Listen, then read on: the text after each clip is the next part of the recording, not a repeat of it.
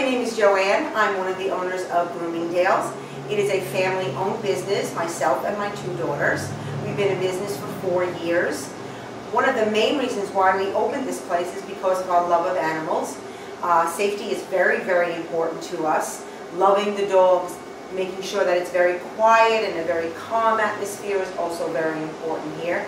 We really cater to the animals and also to the owners. It's very important to us that we get it right.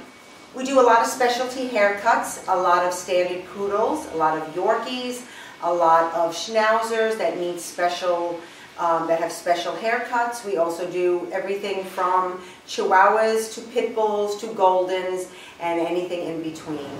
We also carry a very nice assortment of different collars, leashes, clothing, toys. It's really a boutique as well as being a grooming spa, a day spa.